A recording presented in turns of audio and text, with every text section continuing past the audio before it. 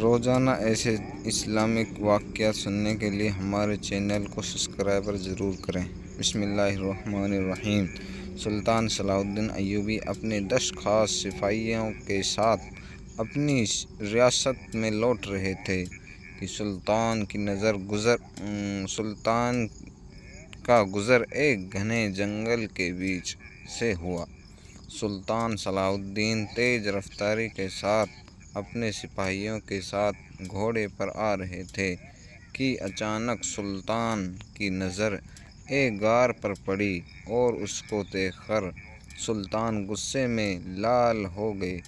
سلطان کے چہرے کو دیکھ کر سپاہیوں کے رنگ بھی بدل گئے اور وہ سوچنے لگ گئے کہ آخر سلطان صلاح الدین ایوبی نے ایسا کیا دیکھ لیا کہ وہ اتنا زیادہ غصہ ہو گئے۔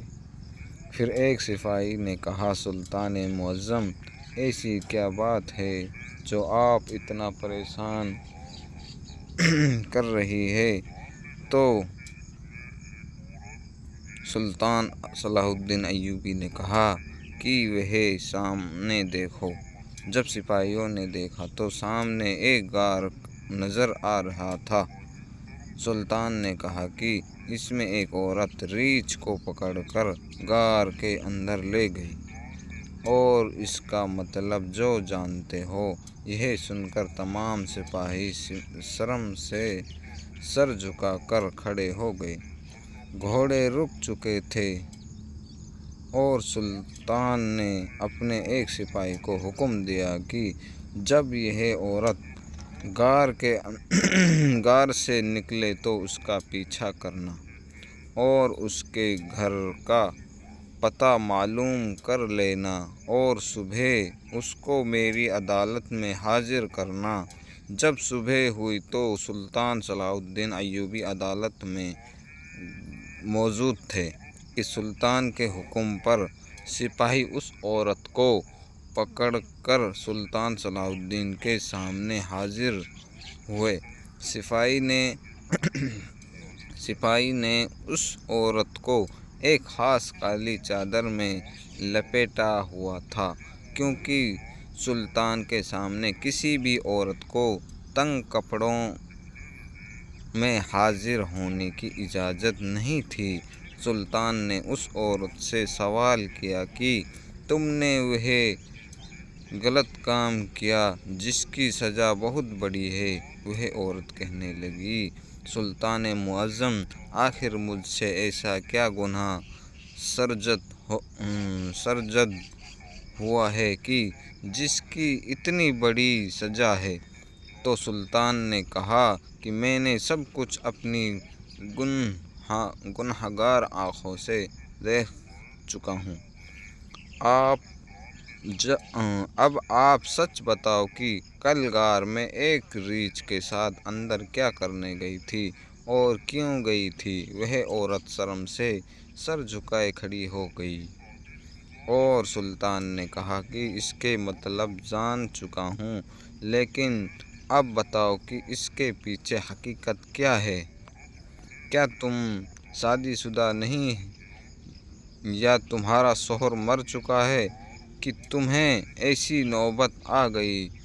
تو عورت رونے لگی اور کہا، سلطان معظم، جس گاؤں کا قاضی بدکار اور غلیظ انسان ہو، اس گاؤں کی عورتیں پھر ایسا کام نہیں تو پھر کیا کریں گی؟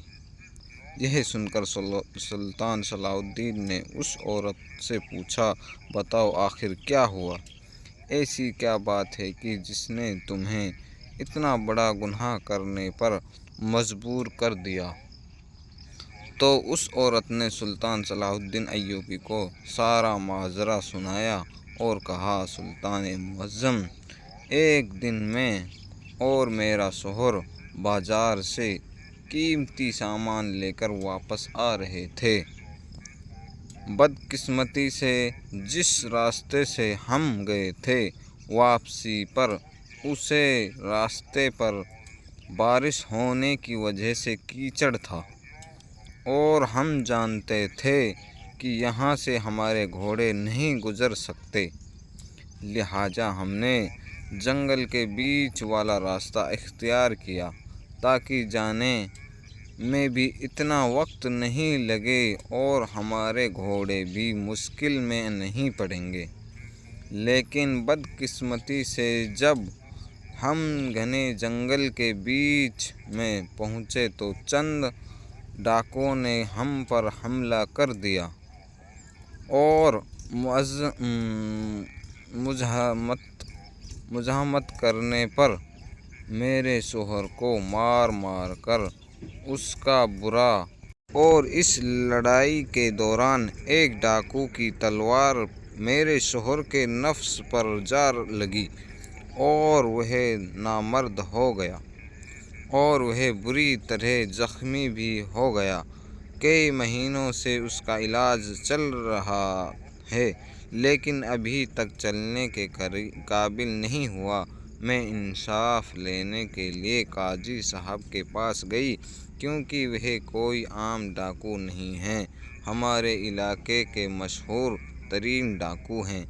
انصاف لینے کے لیے اپنے مقدمہ لے کر گئی تو الٹا قاضی صاحب میرے جسم کو بھیڑ کی طرح دیکھنے لگا۔